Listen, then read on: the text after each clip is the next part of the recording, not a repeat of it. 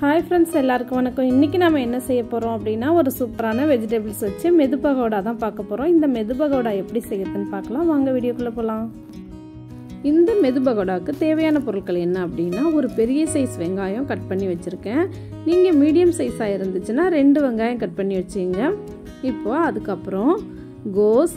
carrot beans கொடமிளகா இது நாலும் நான் கட் பண்ணி எடுத்து வச்சிருக்கேன் கொடமிளகாவோட டேஸ்ட் உங்களுக்கு பிடிச்சா சேர்த்துக்கங்க இல்லனா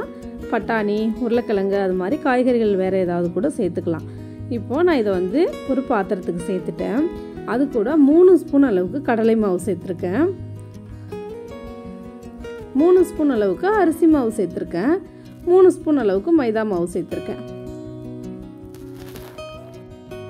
இது கூடவே 1.5 ஸ்பூன் அளவுக்கு மிளகாய் தூள் சேர்த்திருக்கோம் 1 ஸ்பூன் அளவுக்கு சோம்பு தூள் சேர்த்திருக்கோம் கொஞ்சம் பெருங்காய தூள் சேர்த்திருக்கோம் ஒரு 1/4 ஸ்பூன் அளவுக்கு ஓமம் எடுத்துக்கிட்டு அதை நல்லா கையில கசக்கிட்டு அது கூட சேர்த்திருக்கோம் கொஞ்சம் கருவேப்பிலை அது கூட சேர்த்துக்கலாம் அதுக்கு அப்புறம் கொஞ்சம் கொத்தமல்லி சேர்த்துக்கலாம் இதுக்கு தேவையான அளவு உப்பு சேர்த்துக்கலாம் இப்போ எல்லாத்தையும் நல்லா மிக்ஸ் பண்ணி விடலாம்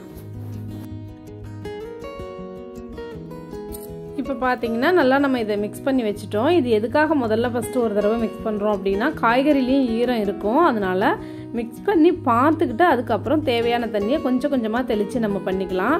இப்போ நம்ம வந்து தண்ணி தெளிச்சு மிக்ஸ் பண்ணிட்டோம் அடுத்து ஒரு 6 பல்லு பூண்டை தோலோட நல்லா தட்டி வச்சிருக்கோம் அதையும் இது கூட சேர்த்துறலாம் சேர்த்துட்டு நல்லா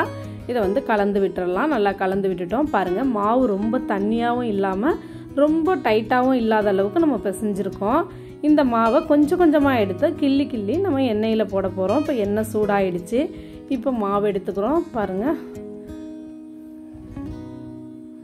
இப்படியே மாவு எடுத்துட்டு உருட்டி எல்லாம் நம்ம போடக்கூடாது அது போண்டா மாதிரி ஆயிடும் கிள்ளி கிள்ளி போட்டாதான் நமக்கு வந்து இந்த பகோடா நல்லா இருக்கும் மேல இருக்க மாவெல்லாம் நல்லா மொறுமொறுப்பா வரும் உள்ள இருக்க காய்கறி எல்லாம் வந்து நல்லா சாஃப்டா இருக்கும் இந்த மெது பகோடா வந்து ரொம்ப டேஸ்டா இருக்குங்க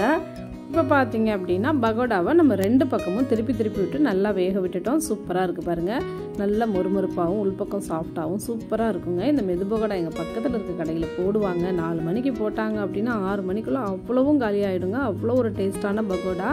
இதை நீங்கள் ட்ரை பண்ணி பாருங்கள் இந்த பதிவு உங்களுக்கு பிடிச்சிருந்துச்சுன்னா மறக்காமல் சப்ஸ்கிரைப் பண்ணுங்கள் கூடவே பக்கத்தில் இருக்க பெல் பட்டனை கிளிக் பண்ணுங்கள் லைக் பண்ணுங்கள் ஷேர் பண்ணுங்கள் கமெண்ட்ஸ் பண்ணுங்கள் நன்றி வணக்கம்